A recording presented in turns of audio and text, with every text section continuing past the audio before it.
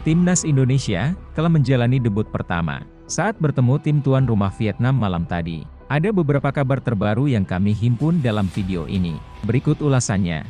Kalah telak lawan Vietnam, Shin Tae-yong dapat ultimatum dari PSSI.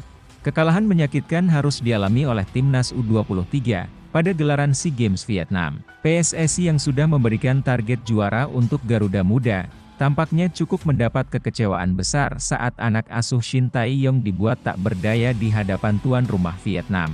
Tak tanggung-tanggung, Timnas Indonesia yang diisi oleh mayoritas pemain finalis kejuaraan AFF 2020 lalu, harus menerima skor telak 3-0 tanpa balas. Ketua Umum PSSI, Muhammad Iryawan, memberi ultimatum terhadap Shin Tae-yong untuk mendongkrak performa Timnas Indonesia U23 di laga-laga selanjutnya. Lupakan kekalahan di laga pertama. Ada kekurangan iya. Saya minta Shin Tae-yong perbaiki itu, dan bisa menang di laga-laga selanjutnya. Tutup Muhammad Iryawan. Kekalahan ini sangat menyakitkan bagi supporter Timnas, tak terkecuali oleh PSSI. PSSI yang sudah memberikan fasilitas berupa TC di Korea Selatan, tampaknya masih belum nampak kemajuan di skuad Garuda pada pertandingan kali ini. Wajar jika PSSI langsung meminta Shin Tae-yong untuk berbenah.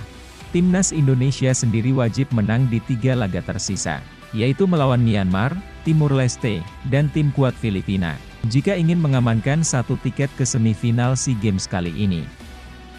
Akun Park Hang-seo buat story Instagram, ejek Timnas Indonesia. Setelah menang melawan Timnas Indonesia U23, akun sosial media Park Hang-seo membuat postingan di Instastory-nya dengan caption, Indonesia, kemudian diikuti emot cium. Itulah yang membuat para netizen Indonesia geram. Pasalnya story itu dibuat setelah Timnas Indonesia baru saja menelan kekalahan 3-0 tanpa balas. Masih belum diketahui, apakah akun Instagram dengan 123.000 follower itu adalah official milik Park Hang-seo, atau hanya sekedar akun fansbase biasa. Bobol 3 gol di babak kedua, para supporter kritik pilihan pengganti Shin Tae-yong. Keputusan Shin Tae-yong menarik Rahmat Irianto jadi sorotan. Rahmat Irianto yang terkenal dengan tipe bermain keras sekaligus Spartan. Ternyata di awal babak kedua, Shin Tae-yong menarik sang pemain dengan memasukkan Syahrian Abimanyu. Di babak pertama, Rahmat Irianto dan Mark Klok mampu membendung serangan Vietnam dari tengah. Sedangkan di babak kedua, tampaknya duet Syahrian Abimanyu dan Mark Klok belum terbangun secara sistematis. Terlihat jelas posisi rentan di area tersebut begitu mudah dieksploitasi oleh para pemain Vietnam. Namun di sisi lain, target Shin Tae-yong memasukkan Abimanyu sebenarnya mungkin ingin memaksimalkan serangan dari lini tengah. Mengingat pemain asal Persija tersebut merupakan gelandang yang lebih baik dalam segi menyerang ketimbang Rahmat Irianto. Namun apa bisa dikata, jangankan menyerang, lini tengah Timnas terlihat sangat kalah kelas dengan para pemain Vietnam. Dulu ada Edo Febriansyah, sekarang giliran Rio Fahmi yang jadi bulan-bulanan netizen. Fullback kanan Timnas Indonesia U23, Ilham Rio Fahmi, menjalani debut kurang baik saat bersua Vietnam. Pemain 20 tahun tersebut, disinyalir menjadi biang kerok atas kekalahan telak Garuda Muda atas Vietnam. Asnawi Mangkualam yang masih belum bisa bergabung dengan Timnas, membuat pelatih Shin Tae-yong harus memainkan Rio Fahmi sebagai starter. Bukannya banjir pujian dengan debut pertama untuk Timnas U23, Rio Fahmi justru menjadi kambing hitam.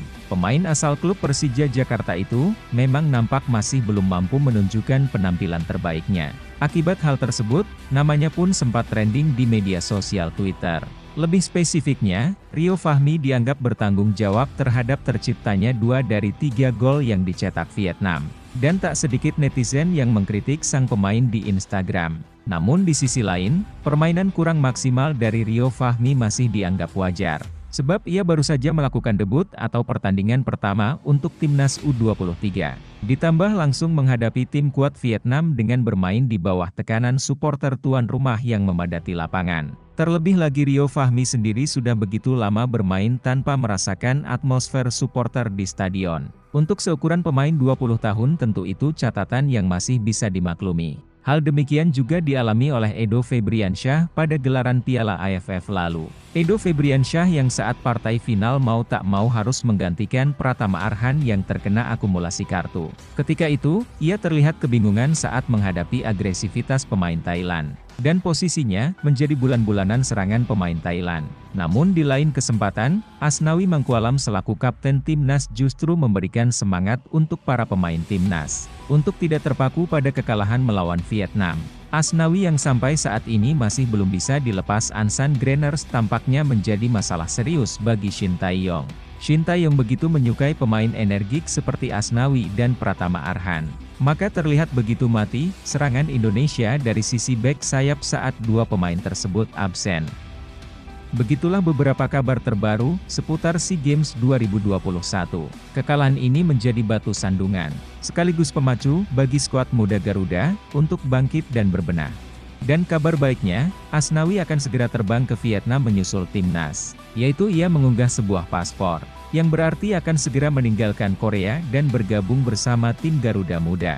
Mari terus kita support Timnas Indonesia Muda, agar mampu menyapu bersih 3 pertandingan terakhir di fase grup dengan kemenangan.